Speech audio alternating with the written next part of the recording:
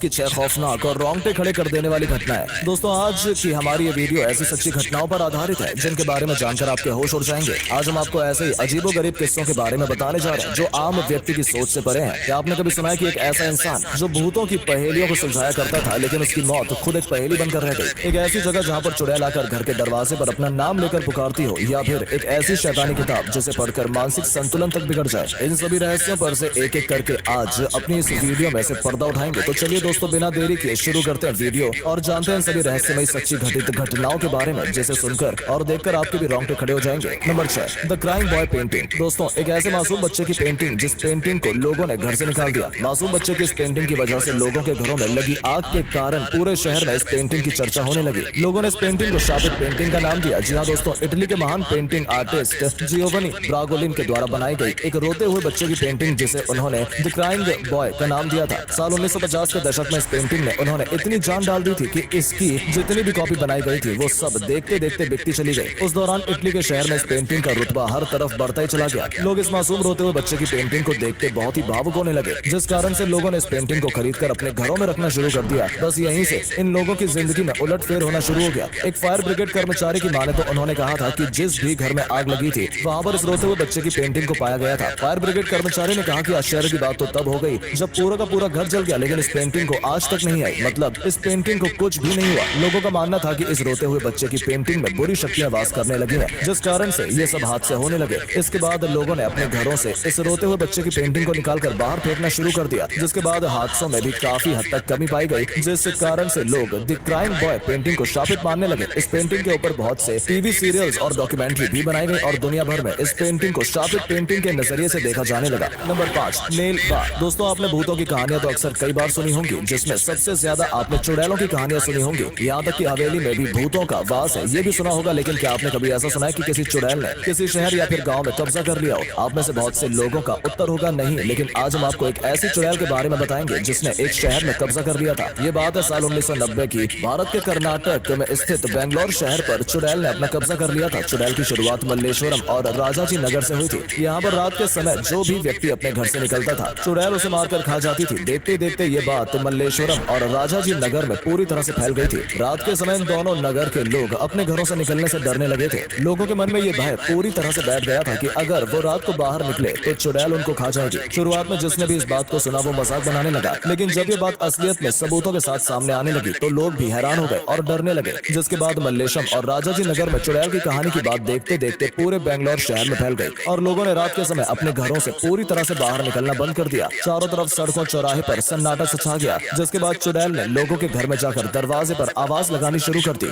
एक बार एक दंपत्ति अपने कमरे में सोए हुए थे। चुड़ैल उनके कमरे के बाहर आकर उस औरत के पति की आवाज के रूप में आवाज लगाने लगी, जिससे औरत आवाज सुनकर खड़ी हो गई। लेकिन जब उसने देखा कि उसका पति तो उसके साथ सोया हुआ है, तब वो थोड़ा सा डर सी गई। जिसके बाद उसने अपने कमरे की खिड़की से झांककर बाहर की तरफ देखा तो उसको कुछ भी दिखाई नहीं दिया। फिर वो पलटकर अपने बिस्तर की तरफ सोने के लिए चल पड़ी। अचानक चुड़ैल ने फिर से उसके पति के रूप में आवाज लगाई, जिसके बाद वो औरत डर गई और उसने जैसे ही नालेबा शब्द कहा, उसके बाद आवाज आना बंद हो गई। इस नालेबा शब्द को कहने के बाद चुड़ैल ने आवाज लगाना बंद कर दिया। देखते देखते ये नालेबा शब्द पूरे बेंगलोर के लोगों को पता चल गया। तब लोगों ने इस नालेबा शब्द का अपने घरों के बाहर लिखना शुरू कर दिया, जिसके बाद वहाँ पर चुड़ैल की आवाज आना बंद हो गई और हादसे होने भी कम हो गए। इसके बाद भूतिया जगह के रूप में नालेबा शब्द को कहने लगे। इस नालेबा शब्द पर कन्नड़ भाषा में एक फिल्म भी बनाई गई है और बॉलीवुड हिंदी भाषा में एक हॉरर मूवी जिसका नाम स्त्री था, उसकी कहानी इस नालेबा जगह के साथ पूरी तरह से मेल खाती है। क्या आपने सुना है कि इस नालेबा के बारे में? तो हमें कमेंट करके जरूर बताएं। Number 4, Gaurav Tiwari death and enigma. एक ऐसी मौत की घटना जो आज भी एक पहेली बनी हुई है, जिसने दिल्ली जैसे बड़े शहर में द्वारिका सोसाइटी को भी हैरान करके रख दिया। एक ऐसा व्यक्ति जो भूतों से नहीं डरता था, भूतों के बारे में काफी जानकारी रखता था, जिसे लोग पैरानॉर्मल एक्सपर्ट कहकर पुकारते थे क्योंकि वो इंडियन पैरानॉर्मल सोसाइटी के CEO थे।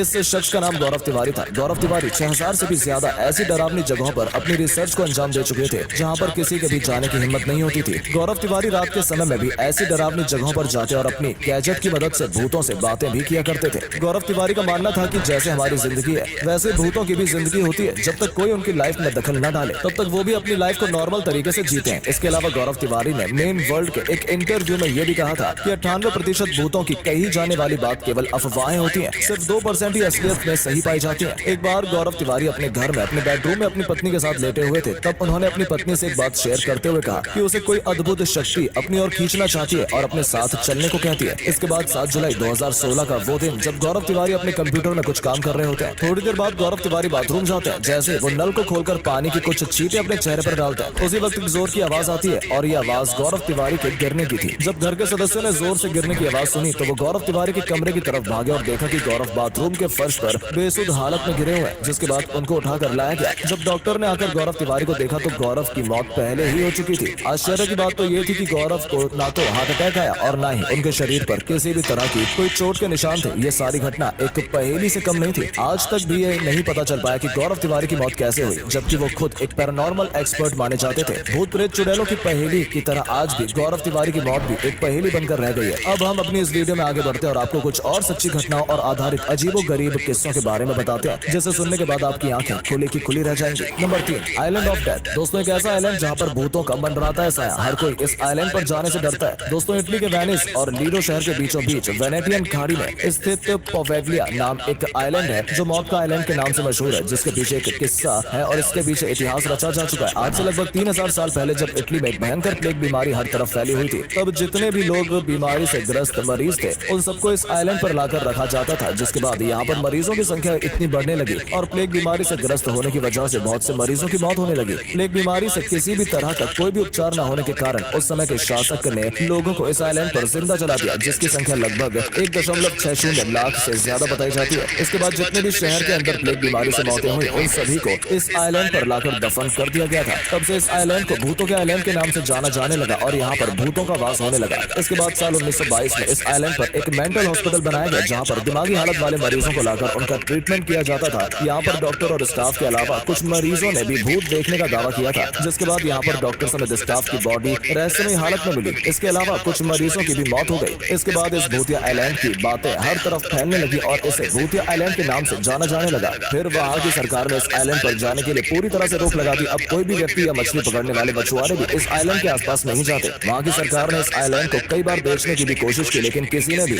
इस भूतिया आइलैंड को खरीदने में कोई भी रुचि नहीं दिखाई, क्योंकि कोई भी इस आइलैंड को खरीद कर अपनी मौत को दावत नहीं देना चाहता था। Number 2, Codex Gigas. दोस्तों, कोडेक्स गिगास नाम से ये एक रहस्यमय किताब है, जिसे डेविल्स बाइबल यानी शैतान किताब के नाम से भी जाना जाता है। ऐसा कहा जाता है कि इस किताब को शैतान ने एक ही दिन में लिखा था। इस किताब के ऊपर आपको शैतान के चित्र देखने को मिल जाते हैं, जिसे आप वीडियो में देख पा रहे हो। इसके अलावा ये जादुई शैतानी किताब बड़ी ही रहस्यमयी है। ऐसा कहा जाता है कि जिसने भी इस किताब को पढ़ा या तो वो पागल हो गया या उसकी मौत हो गई। इस डरावनी किताब को किसी कागज के पन्ने के ऊपर नहीं लिखा गया, बल्कि इसे लिखने के लिए चमड़े का इस्तेमाल किया गया। इस किताब में 310 पन्ने बताए जाते हैं, जिनका वजन लगभग 85 किलो के आसपास बताया गया और जिसे आज भी स्वीडन की एक लाइब्रेरी में सुरक्षित रखा गया। इस किताब को देखने के लिए हजारों की संख्या में लोग रोजाना आते हैं। अगर आप भी इस किताब को देखना चाहते हैं तो आप स्वीडन की लाइब्रेरी में जाकर शैतानी रहस्यमय किताब को देख सकते हैं। Number 1, barrack tunnel 33। दोस्तों, भारत के हिमाचल प्रदेश में शिमला कालका हेरिटेज रेलवे ट्रैक दुनिया भर में मशहूर है, जहाँ पर पर्यटक इस छोटी सी रेलवे ट्रैक का आनंद लेने के लिए दूर दूर से आते हैं। ब्रिटिश काल के दौरान बनाई गई इस रेलवे ट्रैक के ऊपर एक ऐसी भी टनल है जो हॉन्टेड टनल 33 के नाम से भी जानी जाती है। असल में हॉन्टेड टनल 33 का नाम इसलिए पड़ा क्योंकि ब्रिटिश काल के दौरान इस टनल का निर्माण का कार्य एक ब्रिटिश इंजीनियर कर्नल बरोक को दिया गया था, जिसके बाद इस टनल के दोनों तरफ मार्क लगाकर खुदाई का काम शुरू कर दिया गया। खुदाई करते करते जब टनल दोनों छोर से आपस में नहीं मिल पाई, तब ब्रिटिश सरकार ने कर्नल बरोक को बर्खास्त करके ₹1 जुर्माना लगा दिया। इससे कर्नल बरोक ने अपनी शर्मिंदगी समझी और फिर उसने